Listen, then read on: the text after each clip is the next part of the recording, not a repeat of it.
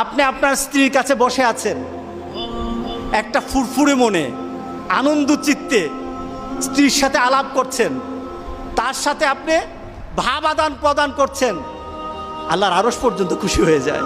সুবহানাল্লাহ, আল্লাহর আরশ পর্যন্ত খুশি হয়ে যায়। যতক্ষণ পর্যন্ত আপনি এইভাবে আপনার স্ত্রীর সাথে কথা বলতে থাকেন, স্ত্রীর কাছে বসা থাকেন, আপনার আমলনামার মধ্যে সওয়াব লিখতে থাকে।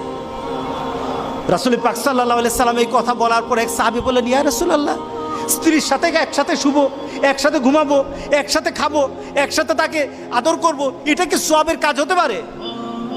রাসূল পাক সাল্লাল্লাহু আলাইহি সাল্লাম বললেন, আচ্ছা তোমার স্ত্রীকে না নিয়ে তুমি যদি আরেকজন স্ত্রীর কাছে বসে থাকো, আছে কিনা?